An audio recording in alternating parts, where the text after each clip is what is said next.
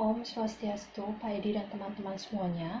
Kami dari kelompok 9 akan menyajikan materi tentang pengawasan koperasi. Sebelum kami masuk ke materi, kami akan memperkenalkan diri. Saya Gusti Ayu Kusuma Dewi, absen 7. Kemudian ada Ilu Putu Plastika Ayunia Dewi, absen 10. Kemudian ada Luh Ayu Kurniawati, absen 22. Kemudian ada Nikade Elis Rianti, absen 23. Dan yang terakhir ada Niputu Ayudari, absen 36. Dalam materi pengawasan koperasi terdapat 4 subpokok bahasan. Yang pertama ada sendi-sendi dasar koperasi, kemudian yang kedua ada tipe pengawasan dari metode penelitian, yang ketiga ada metode pengawasan, dan yang terakhir ada manajemen koperasi. Kita akan masuk ke subpokok bahasan yang pertama, yaitu mengenai sendi-sendi dasar koperasi. Menurut sejarah koperasi, sendi-sendi dasar koperasi mulanya dirumuskan oleh kaum buruh di Inggris yang mendirikan koperasi Rochdale, yang kemudian dikenal dengan sendi-sendi dasar Rochdale. Sendi-sendi dasar koperasi di Indonesia juga dilandaskan pada kondisi nyata yang bersifat umum yang terjadi di Indonesia, yaitu asas kekeluargaan dan gotong royong, di mana sendi-sendi dasar koperasi di Indonesia antara lain sifat keanggotaannya sukarela dan terbuka untuk setiap warga negara Indonesia. Yang kedua, rapat anggota merupakan kekuasaan tertinggi sebagai pencerminan dalam pencerminan koperasi. Yang ketiga, pembagian sisa hasil usaha diatur menurut jasa masing-masing anggota. Kemudian yang keempat, adanya pembatasan bunga atas modal. Kemudian yang kelima, pengembangan kesejahteraan anggota pada khususnya dan masyarakat pada anggotanya. Kemudian yang keenam, ada usaha dan ketata laksanaannya bersifat terbuka. Kemudian yang terakhir, swadaya, swakarta, dan swasembada sebagai pencerminan prinsip dasar percaya pada diri sendiri. Selanjutnya yaitu tipe pengawasan dari metode penelitian. Dalam pengawasan, terdapat beberapa tipe pengawasan.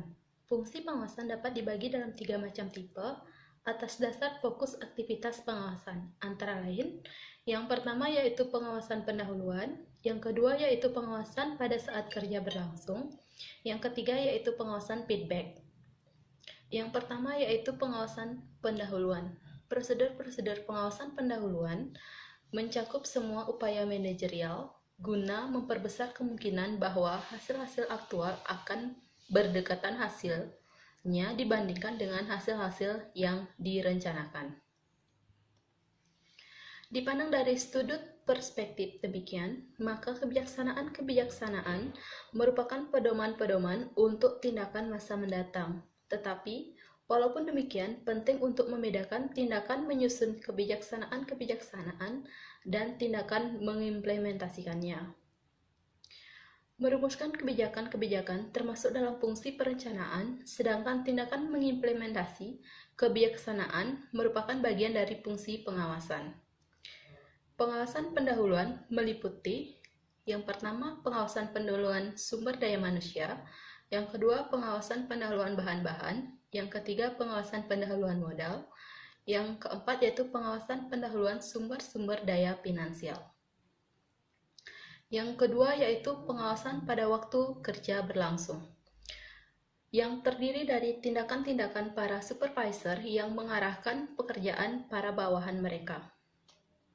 Direction berhubungan dengan tindakan-tindakan para manajer sewaktu mereka berupaya untuk mengajarkan para bawahan mereka bagaimana cara penerapan metode-metode serta prosedur-prosedur yang tepat, dan mengawasi pekerjaan mereka agar pekerjaan dilaksanakan sebagaimana mestinya. Proses memberikan pengarahan bukan saja meliputi cara dengan apa petunjuk-petunjuk dikomunikasikan, tetapi juga meliputi sikap orang-orang yang memberikan penyerahan. Yang ketiga yaitu pengawasan feedback. Sifat khas dari metode-metode pengawasan feedback adalah bahwa dipusatkan perhatian pada hasil-hasil historikal, landasan untuk mengoreksi tindakan-tindakan Saya akan melanjutkan ke materi berikutnya, yaitu metode pengawasan. Secara garis besar, metode pengawasan dapat dibagi menjadi dua, yaitu metode pengawasan kualitatif dan metode pengawasan kuantitatif. Yang pertama, metode pengawasan kualitatif. Metode ini dilakukan oleh manajer untuk menjaga performance organisasi secara keseluruhan, sikap serta performance karyawan.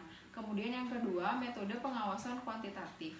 Biasanya metode ini dilakukan dengan menggunakan data untuk mengawasi kuantitas dan kualitas produk.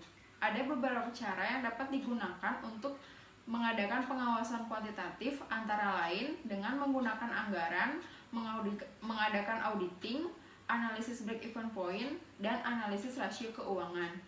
Selanjutnya yaitu materi manajemen koperasi.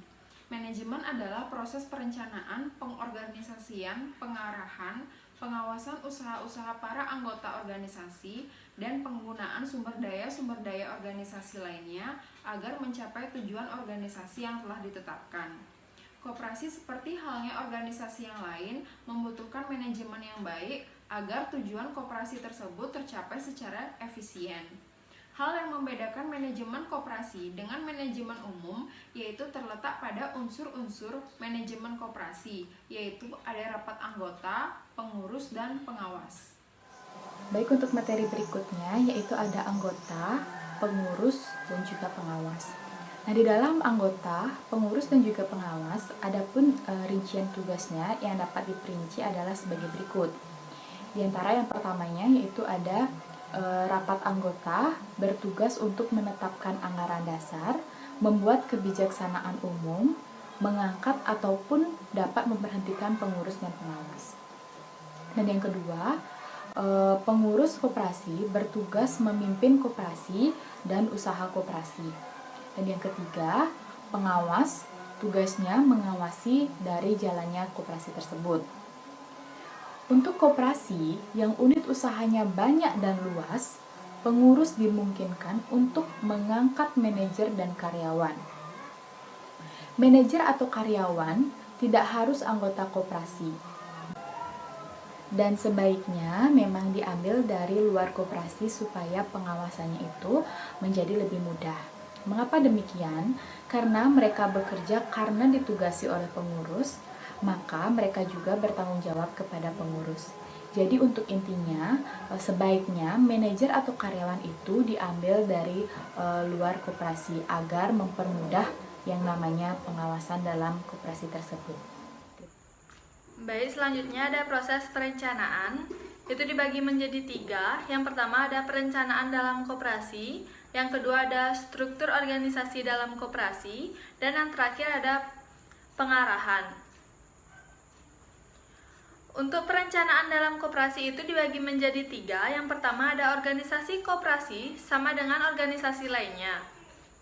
Perlu dikelola dengan baik agar dapat mencapai tujuan akhir yang seefektif mungkin. Yang kedua, fungsi perencanaan merupakan fungsi manajemen yang sangat penting, karena merupakan dasar bagi fungsi manajemen yang lain agar tujuan akhir koperasi tercapai.